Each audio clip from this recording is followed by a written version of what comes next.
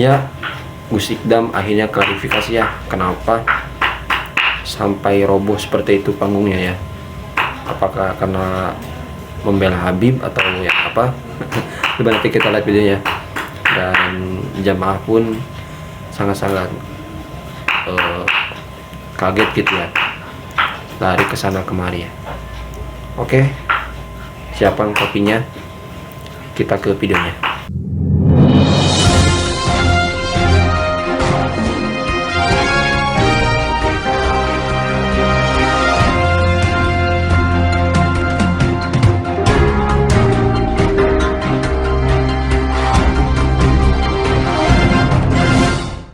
Presidium Penyelamat Organisasi dan Muktamar Luar Biasa Nahdlatul Ulama meminta agar Ketua Umum Pengurus Besar Nahdlatul Ulama Kiai Haji Yahya Khalil Stakuf atau Gus Yahya dicopot dan diganti. Acara Gus Ikdam di Blora panggungnya roboh.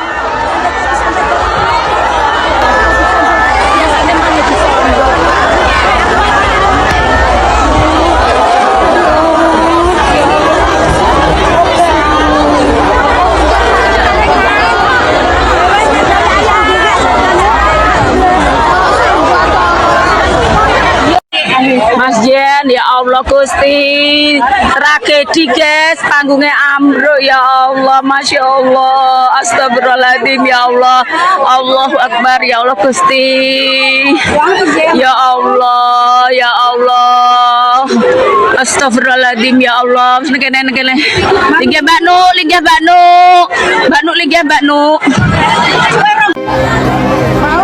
Walau semutan cah, panggungnya rubuh, Gus Ikdam.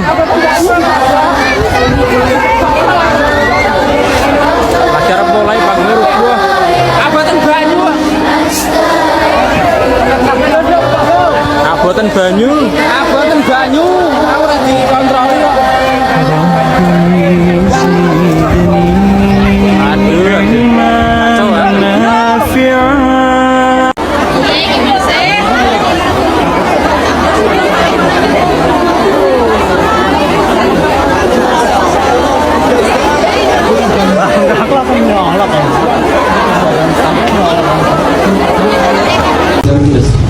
Apa tuh sehat?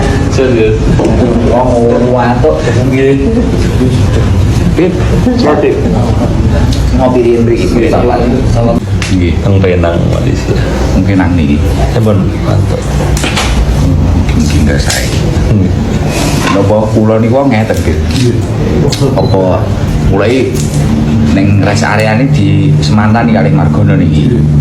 Ya awake napa ora penak to, Gus. Mbuh ya no. Sekolah mboten biasane teng dalan iso tilem powe nak ngoten terus mboten kiatangi. Terus lucune malih lari-lari niku kesasar. Nggih, tole kejablasan. Lho nggih taninya apa to? Anu kesasar Gus sekolah turu nek gak kuat tangi. Sampai mandap mriki wae merem kula, gak roh sapa sing mlebokne gak roh. Kan Gus pindah kamar mawon penak ngeten-ngeten. Tapi baturono. Tibane nek hikmah iki mangke ra kebrekan rejing.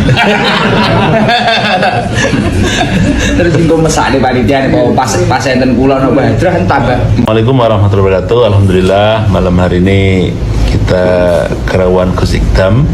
Mohon maaf ya para jamaah, tadi ternyata di luar rencana kita ya Gus ya. Siap. Kita sudah berencana, ternyata ada kejadian panggungnya ambruk. Insya Allah nanti untuk mengobati rasa rindu kangen Gus Ikdam tahun depan kita jadwalkan, semoga beliau berkenan. Amin. Mohon pesan-pesannya Gus. Ya, assalamualaikum warahmatullahi wabarakatuh untuk masyarakat Blora ya, yang saya hormati dan Pak Bupati kita. Insya Allah tahun depan nanti kita jadwalkan, kita usahakan lebih baik.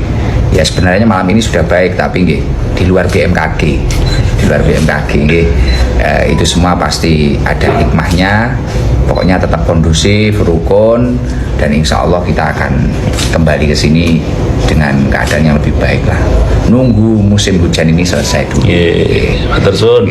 Sehat selalu Gus Ikdam, selalu membersamai kita untuk mensyiarkan sholawat dan juga kesejukan Nggih. di bumi Indonesia. Matur suwun. Assalamualaikum warahmatullahi wabarakatuh. Waalaikumsalam warahmatullahi wabarakatuh. Mohon istimewa.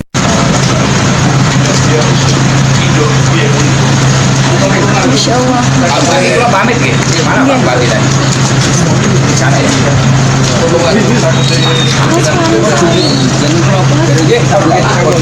Gus Farhan Salim. Bareng. Amin ya. Awas.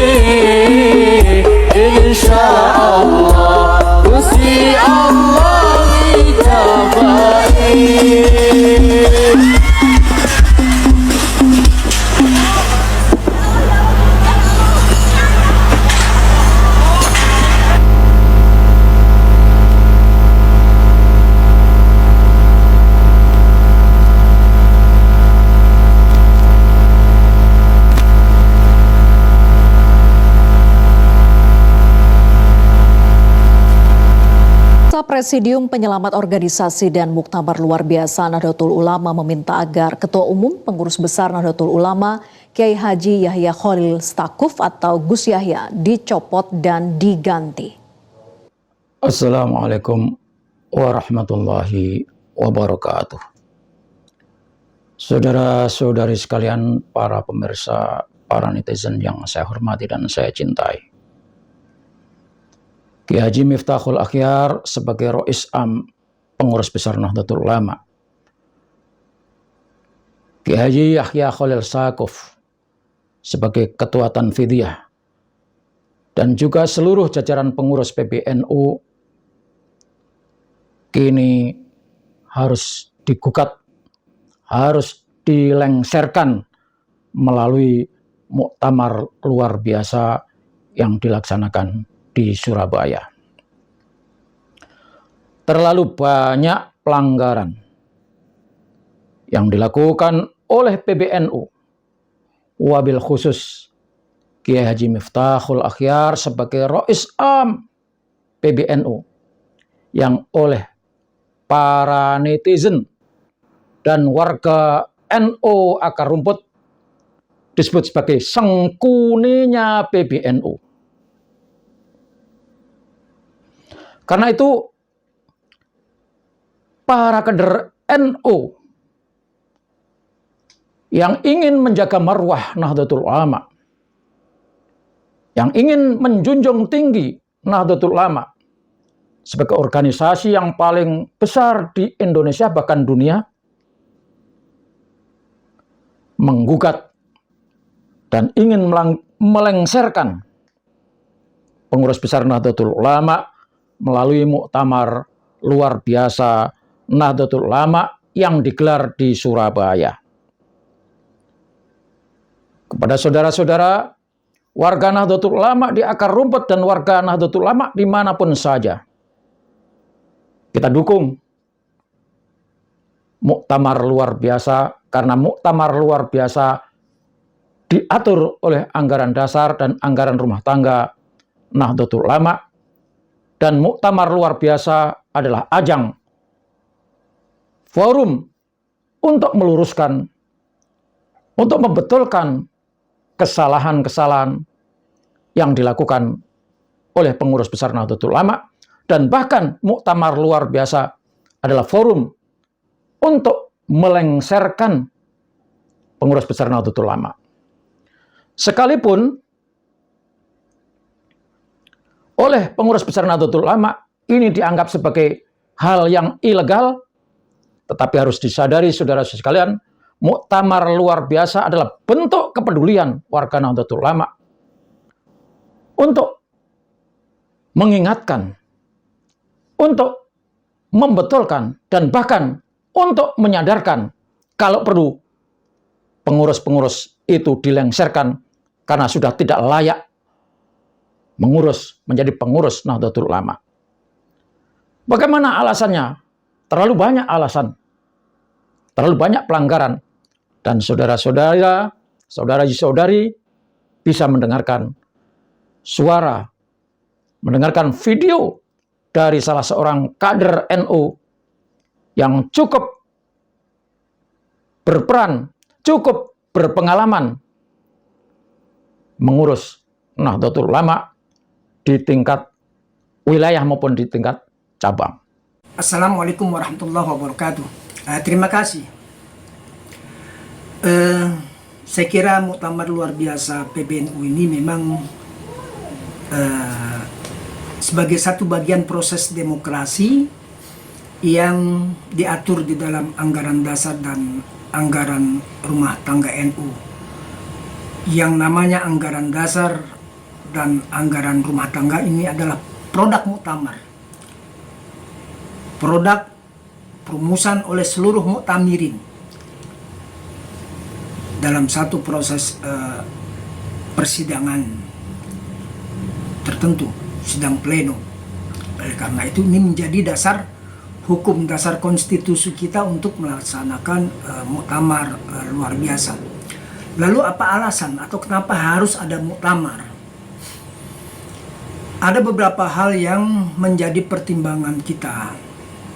Yang pertama, bahwa PBNU telah melanggar Khitoh 26, Khitoh 1926, di mana pada tahun 2024 atau tahun ini dalam Pilpres yang lalu, PBNU telah melakukan tindakan yang tidak seharusnya dengan memberikan dukungan kepada capres tertentu. Nah, persoalannya bukan siapa capresnya yang kita dukung, tetapi persoalannya adalah terletak kepada perlakuan PBNU itu sendiri yang telah melanggar khitoh. Perbuatannya itu yang telah melanggar khitoh, karena seharusnya PBNU sadar betul bahwa NU tidak boleh terlibat secara langsung dalam kancah politik praktis, termasuk pencalonan. Apakah itu pencalonan presiden, gubernur, bupati, dan lain sebagainya. Tidak boleh.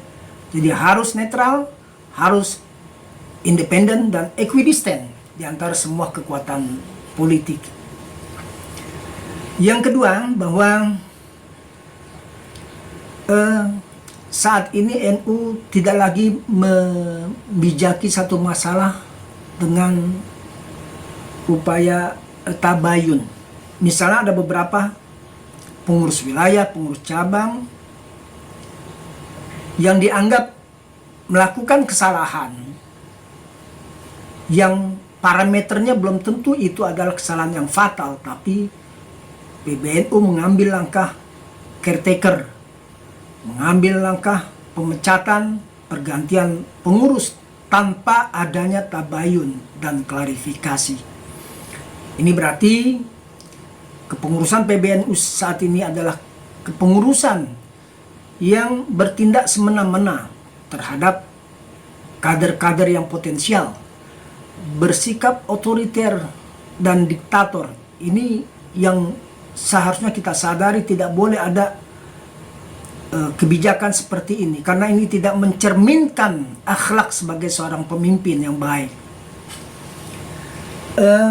Berikutnya, ada intervensi di dalam, pertama misalnya terhadap lembaga kesehatan.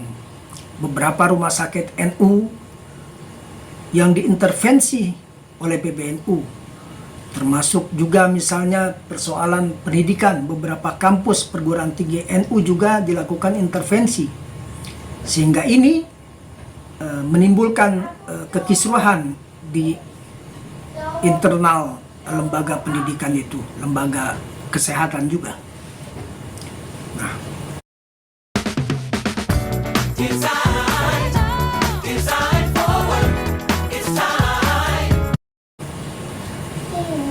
adapun beberapa contoh nanti dapat kita sampaikan sesuai dengan data yang ada. Nah, oleh karena itu kami menganggap bahwa muktamar ini sebuah keharusan dalam rangka memperbaiki kepengurusan, menciptakan pengurusan yang sehat.